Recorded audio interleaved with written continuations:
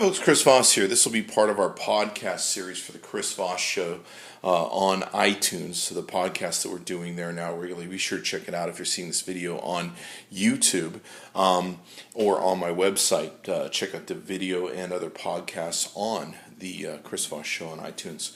So in our third installment of a podcast, what we're going to be doing today is essentially the newest phone from Windows Mobile. This is called the Nokia Lumia 900. You've probably seen a lot of stuff about it. It's rated really well. What's kind of funny is, I guess, if you ask Siri what the best cell phone is in the market, she'll actually tell you the Lumia. That was a news story with a lot of the trades today. I don't know if it's true or not, and it's kind of irrelevant. But let's take a look at comparison between the two. Now, one thing I do want to point out is we are comparing these phones head-to-head as they are now. The 4S iPhone, which we're going to be versing against the Nokia Lumia, is about, I think, 8 months old now. And within about less than probably 6 months, 4 months, there's going to probably be a new updated version. So this is about 8 months old. So we're kind of comparing, 8 months in the time of cycle time of cell phone and electronics is a very long time, and so it's probably not fair to compare some of the speeds here, but we're going to give you a good idea as to how well the Windows product is developed and how comparatively it will work, and some of the things I really like about it. I've been using this now for at least the last 30 days, the Nokia. I really, really like the phone. Let's talk about some of the differences that we have here. With the Nokia, you've got the speaker on the bottom, and it's a pretty good size speaker. You've got a full giant size screen. You can see the comparison. It's huge compared to the iPhone screen. On the top, you've got your SIM card area. You've got a jack for charging. This isn't the most optimal place for a jack to charge. I wasn't really excited about this, but it does the trick. You've got a microphone jack and also the microphone area there. The Carl Zeiss camera, of course, on the back, and you've got a flash element. Now you notice the body is kind of an interesting looking body. One thing that was really smart about the way Nokia put this phone together is this is what they call a unibody. It's all one piece. This blue that you see here is in paint. This is actually part of the body. If you scratch this, you're still going to see blue. And it's the same with the blacks and the whites and the other colors that they take and make. They've got the buttons down the side and all that good stuff. I like the build of it too. The beveled edges that they put on it make it really easy for holding. I mean, somebody really thought this out. And then they've got ridges here on the screen that also make it good for holding, whether you're watching movies or gaming, all that good stuff. Really like that feature because you've got something to hold on to. It doesn't flip out of your hands, and it feels very ergonomic, if you will. So really like this, and of course, because it's one piece body, it's going to tend to take a couple drops. I wouldn't want to find out how many drops it takes to actually break it, but as you can see here, unless you really toss this down on the screen, you've got a good chance that if this falls on an edge or a side, it's most likely going to survive the impact. Let's talk about the difference, though, with the iPhone 4S. And the iPhone 4S, of course, has been around for a long time. You've probably seen on the videos of how easy it is to break a screen. I've broken screens and chipped screens on the 4S. Sometimes it just takes one drop, and usually you'll chip it, and then the second drop, it's going to shatter. You can, of course, see that it's got a SIM card on the side. It's got this nice steel body exterior, speakers on the bottom, charger on the bottom. You've also got your volume keys. You've also got a mute button and a earphone jack and a mic, power button, and that's pretty much it. The issue you have with the iPhone 4S is it is a beautiful screen. When it first came out, it was revolutionary with what they call the Retina display. I don't really think it's prevalent so much anymore with a lot of the other screens that are out there that we're seeing with the Android and even with the Windows S. I actually kind of prefer the popping beauty colors and everything that come with the Windows version. So I actually like that from I just love the look and the popping of the colors. It works for me really well. But maybe that's a fashion taste. If you're familiar with the Windows OS, you have numerous apps that you have access to, et cetera, et cetera. But one of the problems with the phone is it's very easy to scratch, very easy to drop, very easy to break. It can become something you're going to have to replace with just a simple drop, where the Lumia is going to survive a whole lot more beating, a whole lot more, unless you really bash this down on the screen and you get a good bang drop, or I suppose you hit it with something, you're going to be able to do that. Accessing them is pretty easy. You can, of course, use the power button to turn these on and off. I don't really like the power button there. There's actually a camera button that's right here that I would prefer to be the power button and this be the camera button. But that's just me. I really don't like how it turns on the way that it does. The screen is huge and beautiful. I got to tell you, after 30 days, well, we'll get to that in a point. We'll talk about the things we'll surmise at the end. But one thing I do love about the Nokia is it doesn't have a lot of apps. Not as much, of course, as iTunes and the iPhone. Of course, iPhone's been around since, 2005, 2007. It's just got a head start. The apps are coming together on the Windows product. I'm pretty impressed with what they have on there so far. They have most of all the good, great ones, all the popular ones, and don't seem to have too many problems. One thing that I really love with it was it actually has a better Facebook app that actually works better and is faster and more efficient than the iPhone and the Google Plus as of this recording. So I actually like using Facebook on this much more. It's pretty funny that the Windows Phone is actually better. Apps like Vimeo and Pulse come across really well. And they've, of course, made this for the Windows 7 experience for mobile. So that's really cool in their look and how they present. And you can just see that the colors here pop off the screen. I really like just that bursting image that comes off that I don't really see coming out anymore with the iPhone. I suppose I could jack it up a little bit, but I kind of like the bigness. I might be getting old and I just like to read big, bold print, but I do like the bigness that comes with the Nokia now. I like the big screen. That's really what it is. It's the big freaking screen. You can see everything. I love that, and I really hope that the next generation that iPhone issues is going to start coming with a bigger screen. Now, one thing I really liked too was the Spotify was really good. Spotify app that was on here, super fast, great playlists, being able to get into stuff. You've got some visuals that you can see that you don't have in the iPhone app. Really good stuff, and it's very freaking fast. One thing about the Windows Phone is all the applications are much faster than what I found in most of the Androids and the iPhone. Super freaking fast is what you're going to get with the Nokia. And that's one of the things you really love about it, is how fast it is. One thing I didn't like about the Nokia is this thing. I love this thing. I don't like this thing. What happens is you add apps to your Nokia, it puts them in a category like this, which is really irritating because you can see if I want to get something to the bottom, I have to scroll down about 6 or 7 times. And it gets worse as the list grows. Now you can keep growing this front page that is on the front. The home page, you can keep growing this and adding features where you can have launch buttons. But even then, that's going to get a little crazy after a while. I like this. I wish Windows would take and make more pages that you can take and make that are set up like this. This is really irritating to have to deal with this. This might be something that's good for the back. But the one thing that you always get with this Windows Phone is it's super fast.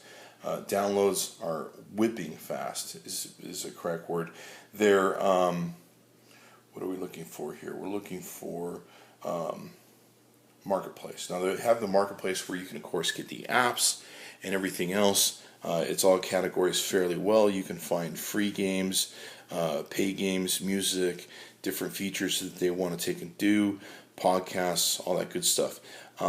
Pretty much everything you have here. You are going to pay a little bit more for some of the apps, and some of the apps you can frankly get free on the iPhone that you're going to have to pay for on Windows 7.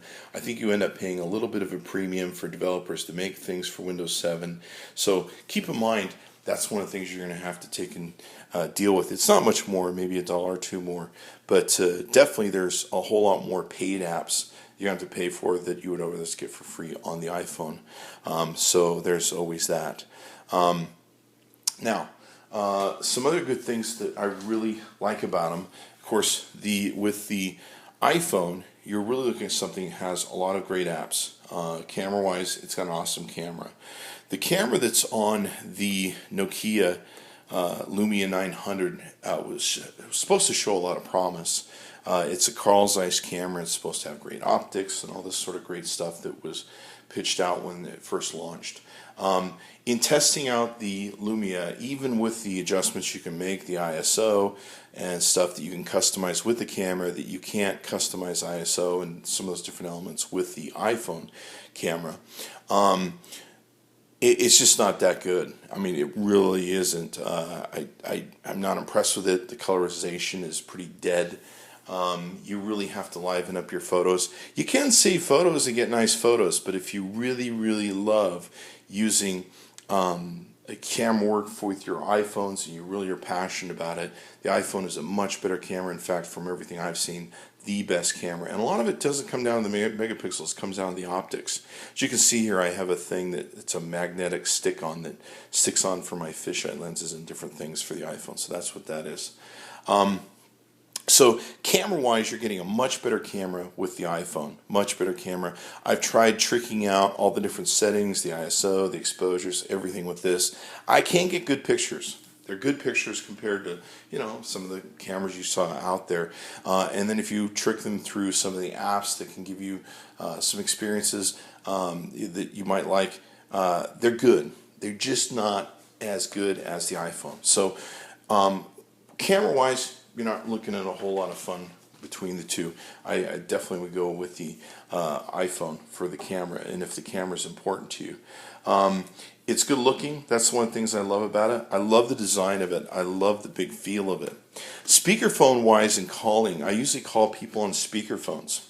And I'm just lazy that way, and I'm usually busy working and talking and stuff. Thing I got to tell you about, guess what I make all my calls on? I make them on the Nokia. I really like calling on the Nokia. I really like the reception on the Nokia. I really like the speakerphone on the Nokia. That's really what it comes down to. Now, this is a 4G phone. This is a 3G phone. I don't know that it makes a difference in the quality of the calling. Maybe it does. But it's really not the quality of the calling that I'm talking about when I enjoy making calls with the Nokia. It really has to do with the speakerphone and the way it processes the information. It might be the processor is faster, but for some reason people can hear me and I can hear them much better on the Nokia than I can on this. And it's not a phone call quality thing, it's a speakerphone quality thing.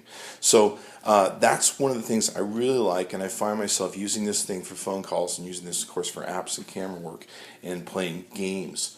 So that's one of the things that we do. Let's see, what else do we love about it? The Camera Sucks app, didn't like the apps. Calling is great. Download speeds. Download speeds, this thing of course has hotspot sharing where you can activate hotspot sharing and share it between stuff. We actually tested the hotspot sharing with Android, some of the newest Android phones that are out. We'll probably do some comparisons on those. Watch for those to come out. And in doing hotspot comparisons and speed comparisons, it's a huge amount of difference and huge amount of quality. Now, on this iPhone, we're not really being fair. We're not really covering apples to apples, but I'm just going to give you, this is the iPhone versus the Nokia version, so we're going to just give you that thing. So with that disclosure, this being on a 3G and this being on a 4G, this thing is whooping fast. Now keep in mind, this is on a Verizon phone. So the Verizon 3G compared to the Apple data, it's pretty well known that Apple data is a much better download and upload feature. So you can easily come on here. Of course, you can adjust a lot of different things, but you can do hotspot sharing on and off. One of the things I do want to point out is I have a lot of problems with the iPhone hotspot sharing. For some reason, I have to turn it off twice to get it to work. On and off twice to get it to work. It's a real pain in my butt. And for some reason I have to turn on and then it doesn't work, and then I have to turn off and then I have to turn on again. I don't know why it is. It's always been like that. No one's been able to figure out Y, Verizon, et cetera, et cetera. It's a real pain in the butt. The one thing so I'm really impressed with this. Now, we put the 4G AT&T against other Android, some of the newer Androids that have come out. And we put those against them for download speed, for watching movies on an iPad, acting as a hotspot for this. This thing blew everybody away. We had almost no buffering issues in downloading, where the Android phones really struggled with their processors. And we loved it. I mean, I got to tell you, for speed, the Nokia kicks butt. It is whipping super fast. And that's what really impresses me most about it, is just that fast speed, and of course the big screen, and of course the calling that I really love. So I love that. I love the layout of it and the look of it and everything else. So with the iPhone, hopefully when they come out with the new versions, they're going to be coming out with those in a 4G version, which I anticipate they will, with the iPhone 5, if that's what they're going to call it. I'm sure that's what they're going to call it, because they're suing right now for the rights to the website for iPhone 5 with the Internet governing body. Let's see, what else is there to cover that we wanted to take and talk about this body design. I think we pretty much got it. Overall, the phones are pretty similar in price. You can get this for about $300 or $400 without a contract. $99 right now with AT&T. You can get about the same comparable phone for about $99, I think, with AT&T if you don't have a contract with them already. The video-wise was something else I wanted to talk about. Video-wise, this thing kicks butt. It's just awesome to watch videos on. It's awesome to experience TV shows, all that sort of good stuff. And it just kicks butt. I love the big screen. You can see how big the screen is. We can make this. Look how big that screen is compared to what you're dealing with on the iPhone 4S. It's just a big, giant freaking screen. So I love it. And then, of course, the ease of watching and everything else is pretty neat. So I love the big screen, and that makes all the difference if you want to watch video, you want to watch TV, you want to cruise the internet. The other nice thing with this phone is you can get access to the internet in two different ways. You can do it on a mobile way, or you can say, look, I just want you to bring in beautiful full websites, and it will bring in the full websites so that you can see them. Let's see if we can bring up the Chris Voss Show here. But it's pretty awesome in what it will give you, and I love the size of it, and that's real important to me. It was great to take this to parties and be able to show off my website.